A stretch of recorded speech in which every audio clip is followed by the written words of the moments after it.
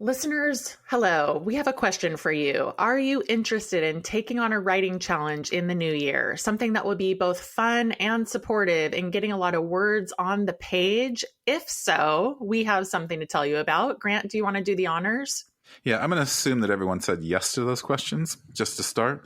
And I am excited for our very first inaugural January Story event where we'll be offering a challenge to Memoir Nation listeners, community members, and denizens, your friends, your enemies, whoever wants to join us in January to write 500 words a day. So I was executive director of National Novel Writing Month for 12 years. And the basic premise of that is that all you need is a goal and a deadline to really get the writing that you say you want to do, get it done and written now. We say a goal and a deadline is a creative midwife. And a good dose of community helps. And we also, we truly want to make writing fun. And that's really the spirit behind the event. That's right. And it is totally free. You do not have to be a paying member of Memoir Nation to do this challenge, to join us for this challenge. You don't even have to be a listener of this podcast. So please go tell your writerly friends. Even more, you do not have to be a memoirist. January Story is about writing, celebrating writing, and getting writing done in January. And if you complete the challenge, you will have written 15,000 words, which is a really motivating way to start the new year. Yeah, so to get yourself poised to join us, all you have to do is go to memoirnation.com, go to the community button at the top menu, sign up for an account, and voila. Inside the community at the free level, there's a place to introduce yourself, to chat with other writers, and to see details about January Story. And we'll be updating a lot of info in the next 2 months. So your action, rather your challenge today, right now, is to go and sign into our community. I promise you'll not regret it. In fact, I hope you'll leave with a memoir. Yeah, really, it is going to be very supportive, very low pressure, and January Story at a minimum will help you write more words than you will otherwise write in January. So open your browser on your computer or your phone, go to Memoir Nation, click community, and you're on your way. Hello, dear listeners. Welcome to another episode of Memoir Nation. Today, I am very pleased to be able to give you all this really fun onstage interview that I got to do with Susan Orlean. Hopefully, many of you know who Susan Orlean is. I'm going to give her bio real quick, and then the show is going to be an interview that we did last month in Oakland, California. Susan Orlean is the best-selling author of The Orchid Thief, the library book, Rin Tin Tin, On Animals, and other works of nonfiction, all bestsellers. Her new book, Joyride, is her first memoir. A longtime staff writer for The New Yorker, she is known for her vivid storytelling, deep curiosity, and ability to illuminate the extraordinary in the ordinary. Her work has been widely anthologized and adapted for film, including the Oscar-winning Adaptation, and she is really, truly one of the most influential nonfiction storytellers of our time. So please enjoy the interview. Susan is delightful. We had a fun time, and I'll be back at the end of the interview for a couple of remarks. Enjoy.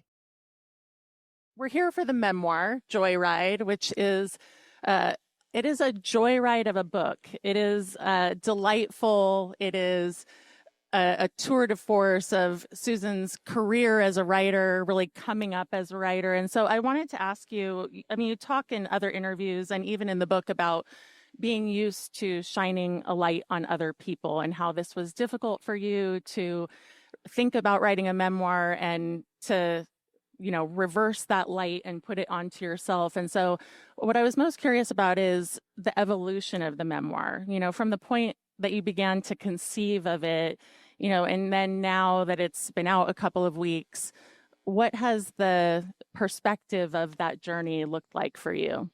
It's true that it was not the easiest thing in the world for me to conceive of.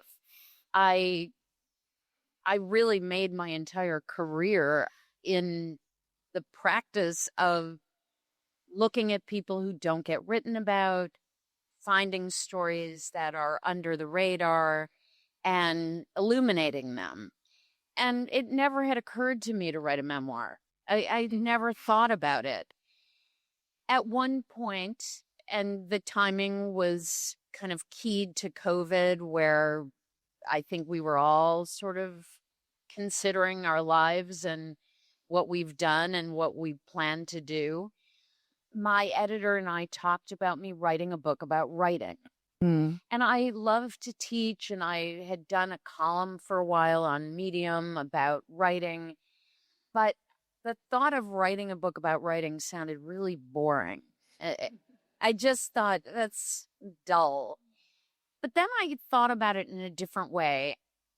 I thought, what if I take one story and completely deconstruct it and talk about why I chose to do it, how I literally wrote it, how I reported it, and it got to be much more interesting.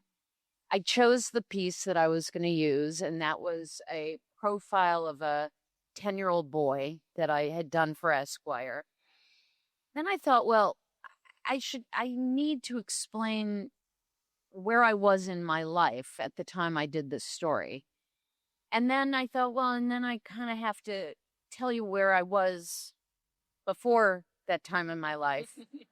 And it was like, I don't know if any of you have ever read Tristram Shandy, but the entire conceit of the book is he's going to tell you about something that happened very recently, but he begins by telling you the story of his conception.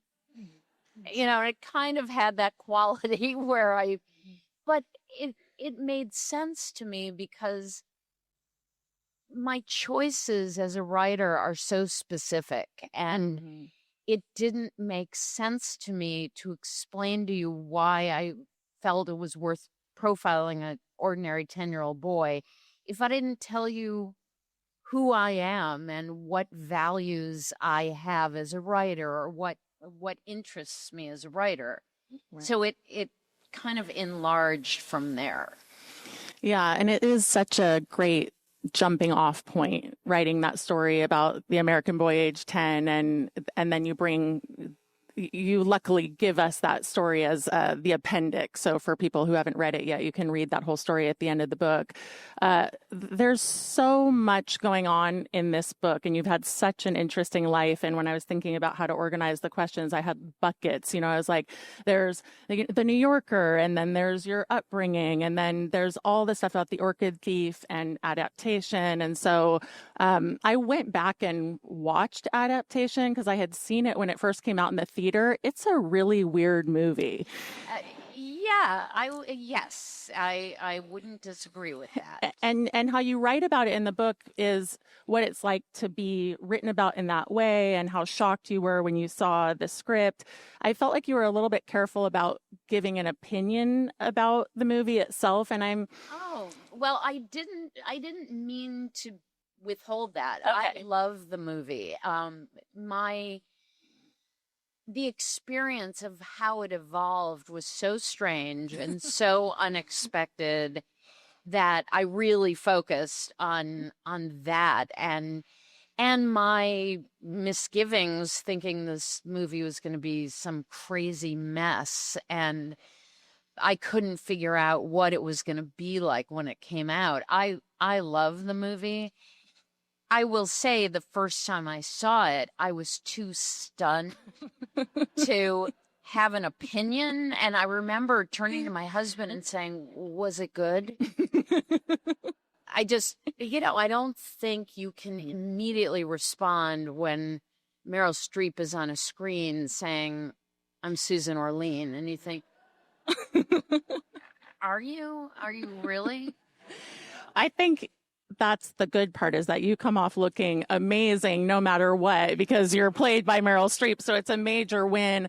I was curious about that aspect of your life, because The Orchid Thief is the book that you're known for, and you've written a lot of amazing books. It's also the 25-year anniversary this year. Is that accurate? Yes.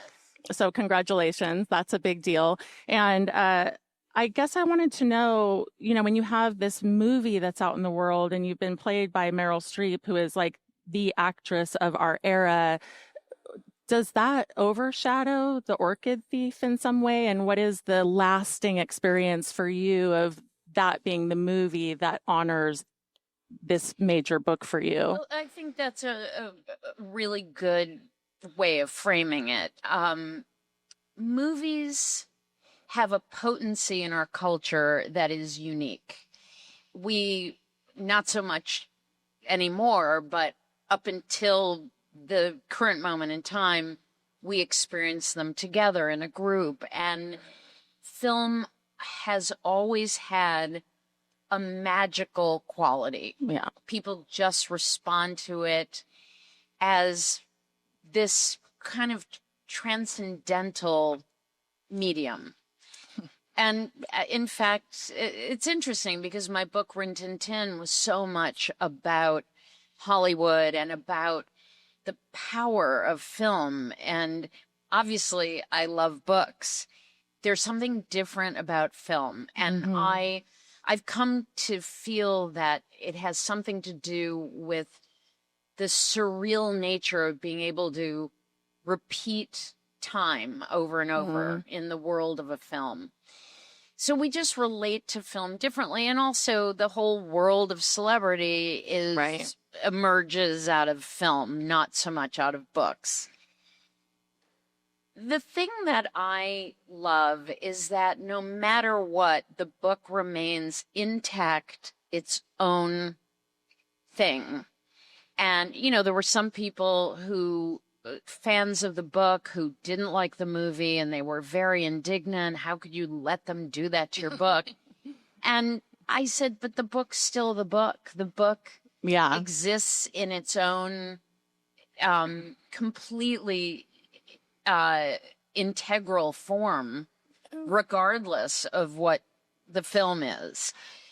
But in terms of cultural currency, movies are, I mean, look, the numbers alone tell you the story. A film that doesn't have a huge audience is still going to be seen by 50 million people. Right. And, you know, books just don't have that impact, those numbers, no matter how successful they are. It just isn't, it doesn't strike the culture in the same way. Does it overshadow the book? I think the unique nature of the movie is that it's a tribute to the book. The book is a character in the movie.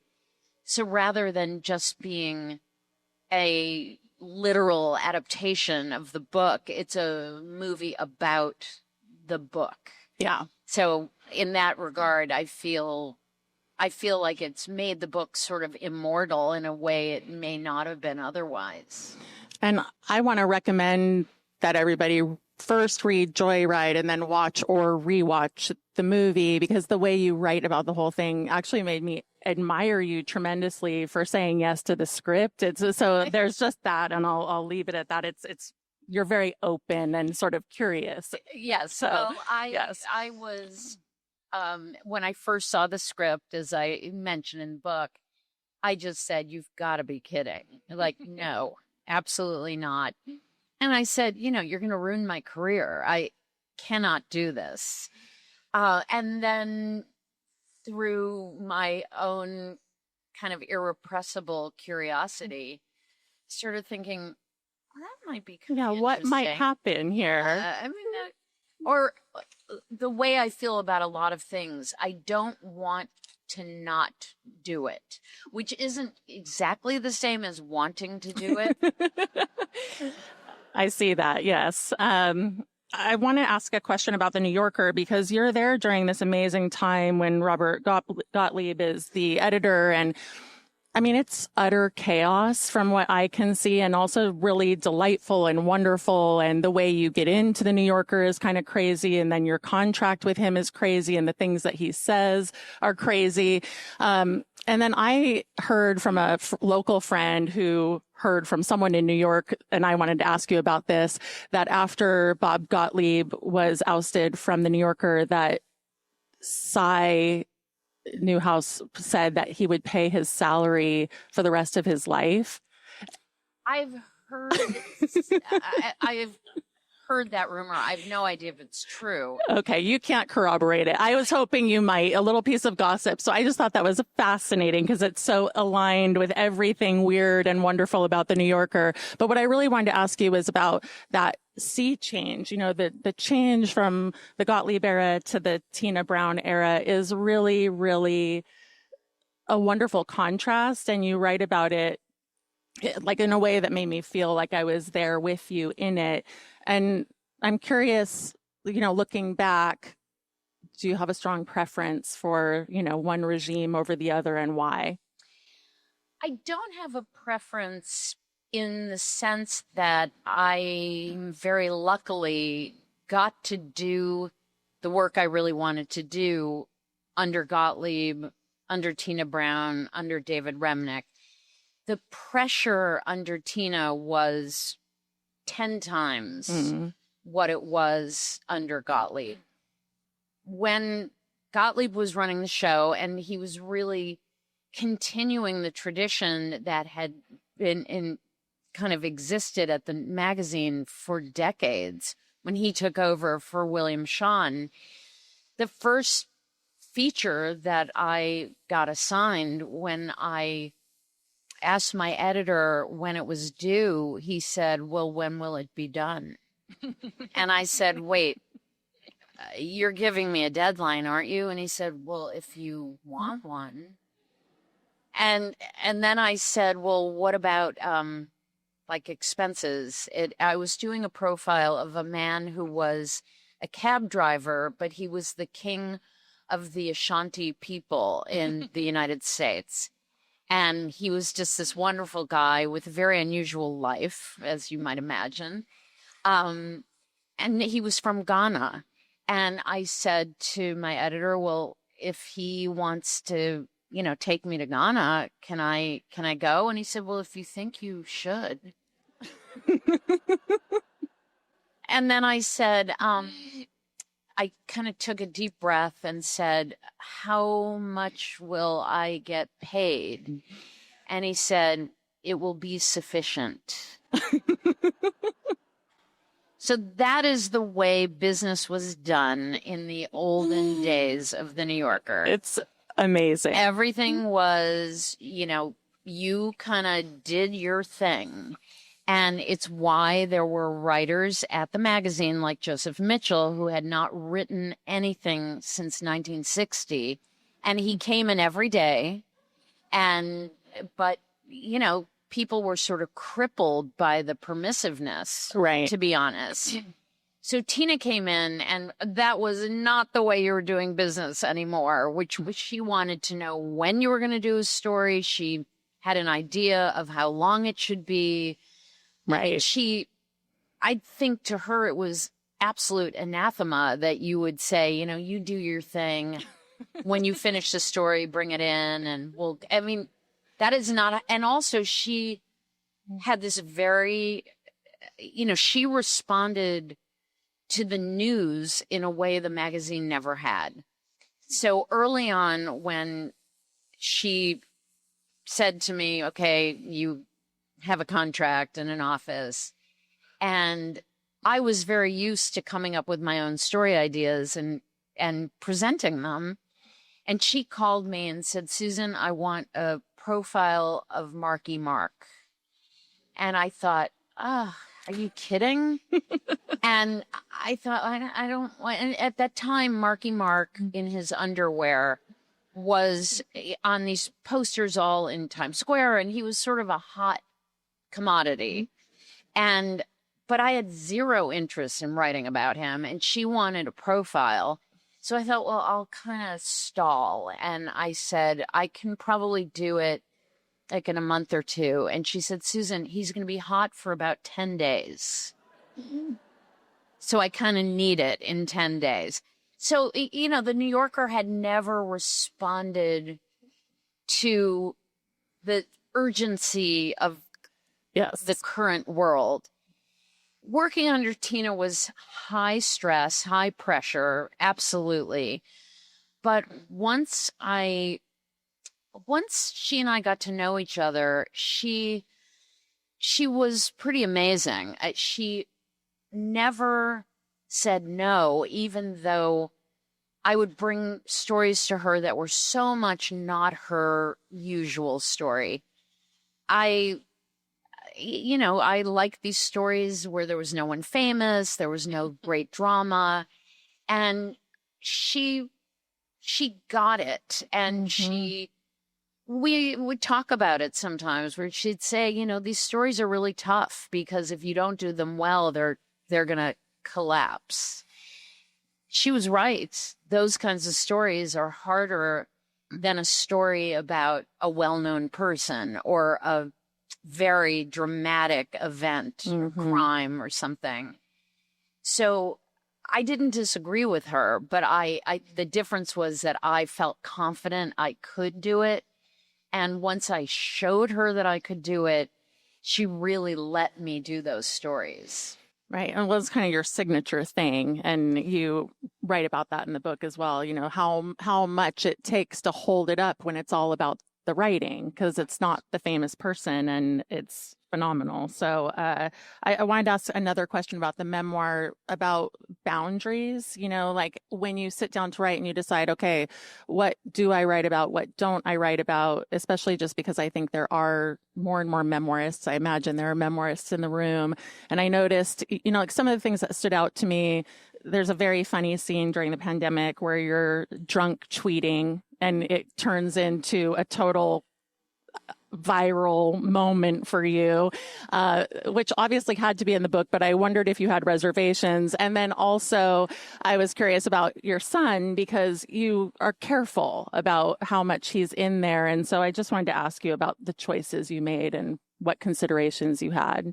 It was really challenging for me, having not written a memoir before. And my stories and my books are very often told in first person. So I'm not unfamiliar with the sort of mechanism of myself being in the story, but it's never been about me, nor has it been about people in my life.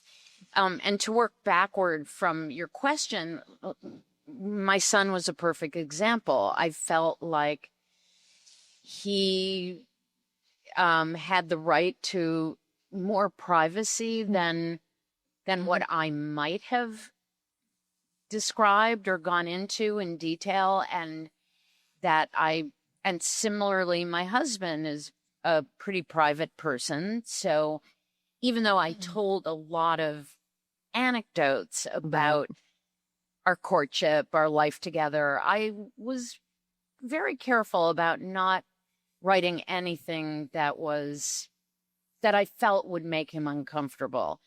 As far as me, I mean, writing about this Twitter rant, it was already so public that I had, you know, there was nothing that I was protecting at that point. But that was a constant question through the whole book. How much do I tell? What is necessary to tell? What is appropriate? If I'm saying to the reader, I'm going to let you get to know me. When it came to other people, there were a number of names that on the second edit I removed that I just felt for instance, I included the content of a very snippy rejection letter that I got. And, you know, part of me thought, I'm going to include this guy's name. And, you know, and I had it in the original draft of the book. When I went back and looked, I thought, his name isn't in any way meaningful. It doesn't add anything to the anecdote. It was really about being a young writer and putting yourself forward, and many times you get a yes and sometimes you get a no, and it really hits hard when you're trying to make your way. His particular name suddenly seemed superfluous. It didn't matter. It wasn't even relevant in any way to the anecdote. So on my second reading, I did take out a few names, just feeling like it's not important to use their names. Yeah, that's so interesting to me because, of course, there is a great anecdote about Michael Peach and that was one I kept in. Okay, so he's he's had many jobs, but what is he currently? The head of one of the big five. Right. So, and I he's haven't heard from him yet, by the way. so I mean, he doesn't look great, but it was a moment because he hurt you. I mean, he really, like, it was devastating to you because they canceled your contract for Rin Tin Tin.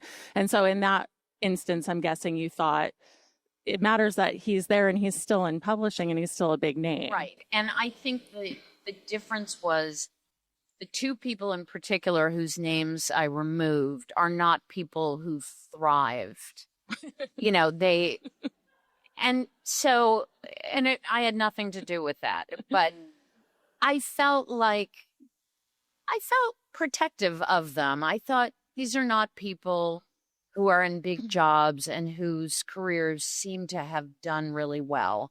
So why name them? Mm-hmm. Why name them? Whereas Michael Peach, I thought he's still running a very big publishing house, and I felt okay including his name. And, you know, people don't like him, so... There is that. I knew there would be people going, yes, you get...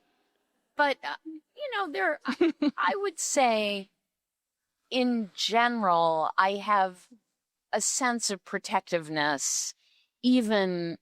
And this comes up for me, and I sort of talked about it in the book, that when I'm interviewing subjects and sometimes they tell me things that I feel like they don't realize what it will be to see that in print.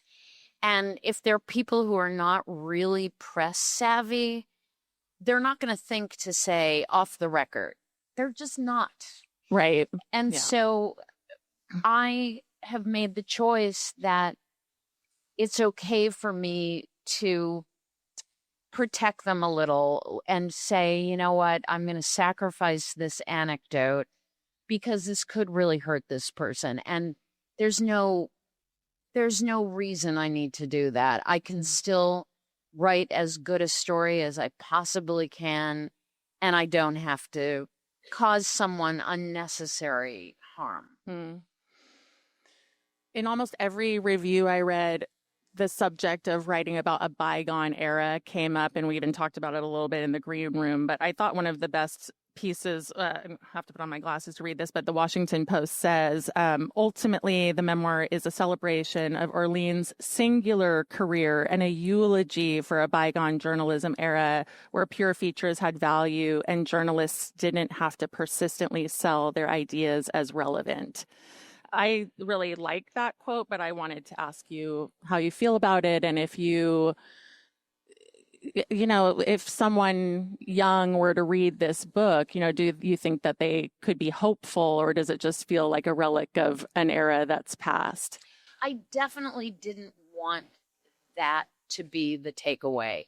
I didn't go into it thinking I'm going to write about the good old days where we rode a horse to school. And, it's not nostalgic in that regard. But there's no question that so much of the way I built my career doesn't exist anymore. I started at alternative news weeklies. I wrote for Sunday magazines. I mean, these are all gone.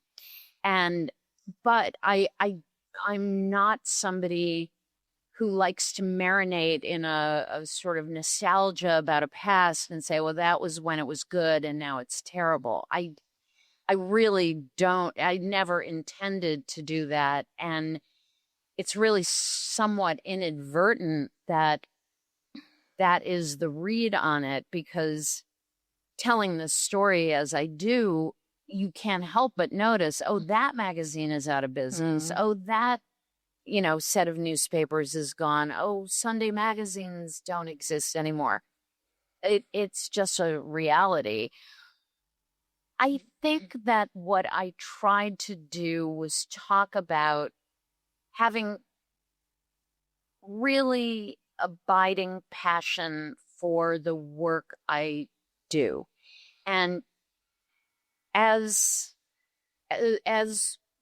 hopeful and maybe unduly optimistic as this may sound, I wrote the book to say, if you really believe deeply in your particular passion for whatever the work is that you do, but in the case of writing, if you can locate in yourself the mission that you feel for your work, you'll figure it out. I mean, we are in a different universe. There are different ways to get your work published.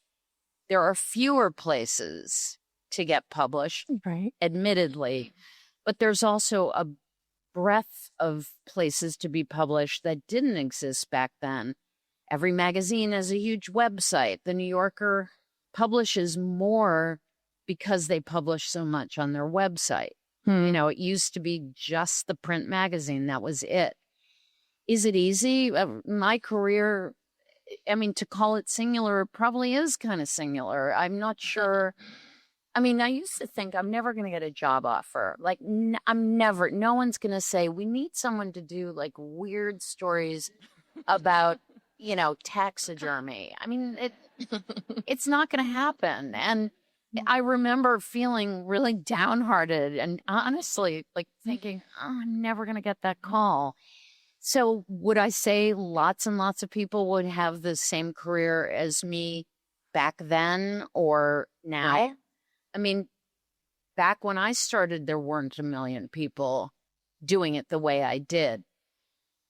There still is a genuine shrinking in the world of publishing.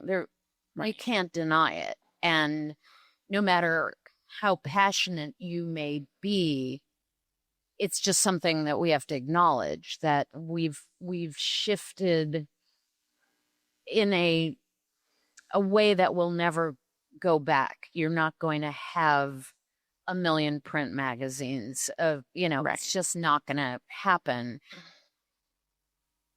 It means that you would have to make your way differently. But I still believe strongly that if you feel really determined and really sure of how you want to write and why you want to write, you will figure it out. Yeah, and it's just comes across so clearly in the book. I mean, on the one hand, you're very dogged about, I have all these story ideas and I'm pitching, but your curiosity is really kind of everywhere. I mean, you're curious about so many things. And I think that's a key thing about being a writer too, for people who really want to sink into it and see what's possible. And there are a lot of new outlets as well. Speaking of curiosity, I really want to know, and again, this came from rewatching Adaptation, because there's Meryl Streep, you know, like wading through the swamps of Florida. And I recoiled because I was like, there are alligators in there. And did you actually do that? So I want to know, did you actually do it? But also, what was the most harrowing thing you've ever done on an assignment? Oh, well, number one, yes, I indeed did it. I went into the swamp, I think it was either 4 times or 5 times. And when I went back to show a friend the Fakahatchee Strand, the swamp where the reporting took place, I looked at it and thought, did I actually go in there? Like, I couldn't believe it, because as a civilian, you couldn't have gotten me in there. But there is a weird and probably somewhat dangerous habit of when you're reporting where you put aside all your misgivings. And I remember being with a forest ranger, and he said, you know, come on in. And he steps into the swamp, you know, immediately up to his waist. And I just, like a complete automaton, was like, yep, step right in. And there was a part of me that was having an out-of-body experience, thinking, I'm doing this. I'm actually doing this. And it is one of those, I would say 90% of what I do when I'm reporting, if I stop and think about it, I can't believe I'm doing it. And my rule of thumb is always, I mean, my mom isn't alive anymore, but I used to always think, I can never let my mom know I did this. That was how I knew that I was reporting. You know, I wouldn't I would say my most harrowing experience, I've never had anybody be scary or threatening, but I remember when I was doing the story about this African king, and he invited me to a party in the South Bronx, and he said, we Africans really like to party late. And I thought, oh, so do I. And but he meant 4 a.m. the party was still going. And I finally said, look, I gotta go. Carry on, but I've got to get out of here. And I walked out of the function hall, and I was standing in the South Bronx at 4 a.m. And I had a moment of thinking, maybe this isn't the best idea I've ever had. But I think when you're reporting, you're really operating on a different level, and you have to be careful, because I do think you can sometimes just kind of sleepwalk into situations that are a little bit riskier than maybe you should. I've never done something where I thought, except for that time in the South Bronx, thinking, this is maybe not so good. But I've never put myself, that's not true. Once I did. Now I'm thinking of other opportunities. But I'm not a daredevil. And I'm not somebody who just thinks, I'm going to go wild and go. And in fact, there are also times when I'm a total chicken. When I was writing the story of mine that became the movie Blue Crush, and I was writing about these surf girls in Maui, and they kept saying, come on, you should come and surf. And I just was like, no, and not doing that. And, they're surfing in Maui, and these waves are ridiculous. And I've never surfed, but I'm certainly not going to start surfing there. And I just kept saying, no, I'm good. I'm good. You guys go. I'll watch your towels. Yeah. Which was my position constantly. Somebody's got to watch the towels.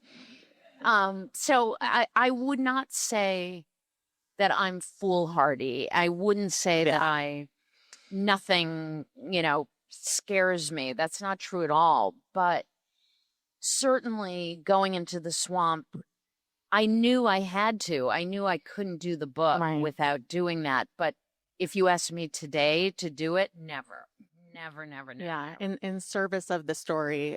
I mean, you write a lot about the Orchid Thief, understandably, and LaRoche is such a fascinating character. And one thing I wanted to ask you about, and this again kind of ties into the movie, but it's not about the movie. It's about that Charlie Kaufman, who does the movie, really sees in you a sadness that seemingly surprised you, that he saw you the way that he saw you.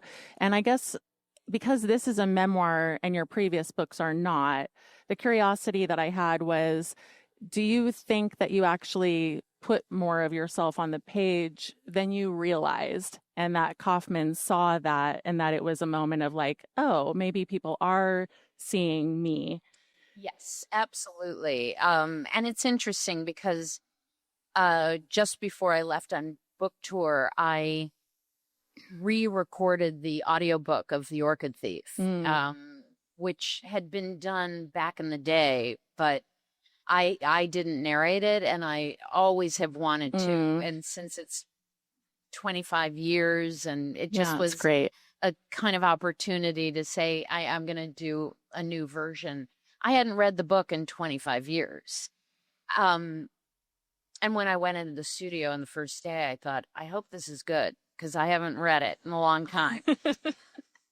But reading it now with this distance, I can absolutely see, through osmosis, through tone, through the choices you make in the writing, you as a writer, particularly with a story that had a lot of reflection and sort of interior monologue, was revealing a lot more about my state of mind than I realized. I was kind of rattled when I first saw the movie. And at the time, I was, my marriage was sort of falling apart. I was certainly not talking about it in the book or even out loud. But I think I was really lonely and, suffering the challenge of having a marriage that was deteriorating. Even though I wasn't explicit about it in the book, Right. I was ruminating so much on the idea of feeling passionate about something and feeling lonely and the challenge of being alone while I was reporting. I think Charlie and maybe other readers picked up on that, and I wrote it into the book really unconsciously. That's so interesting. I'm curious if you think, speaking of your first husband, who is this, the reason for that sadness and loneliness, which you write about a lot in this book as well, could you have written this book, Joyride, in the way that you did if he were still alive? I think it would have been different. There's no question. I talked a lot, fairly intimately, about our marriage, and I don't know how I would have written it, but it wouldn't have been the same. There's no question. I don't think I would have said, well, I can't write about that at all. It would, I felt entitled to write my story. I would have certainly been very aware of the idea of him reading it. And to be honest, it's the same thing of feeling I'm not looking to expose anybody or, make somebody miserable because of what I've written. Not at all. And the book primarily is very positive. And I didn't at all feel like, ooh, I'm going to get my revenge on the people who I feel have wronged me, or not at all. So I think it would have been inhibiting. I would have had to really figure out how to write some difficult stuff, knowing that he would read it, knowing that he would have an opinion about it. Although, as I say, I didn't have a relationship with him anymore. Right. So that would have been additionally very weird. Yeah. And people do just talk about that freedom of writing when someone is passed, and some people wait to write their memoirs until people die. And so I'm not surprised, but was curious about that. Even writing to some degree about my parents. I mean, there's no doubt that my first impulse is do no harm. I really had no desire to, except Michael Peach. I wasn't looking to make anybody miserable, and it wasn't important for the book. It wasn't score settling in any way, but there's no question that you are liberated if people are no longer alive, to feel like it won't hurt them. You can say what you really want to say and own it, yourself, and not have that responsibility to them. Yeah. It's very interesting to think about. All right. How about one more big round of applause for Brooke Warner and Susan Orlean?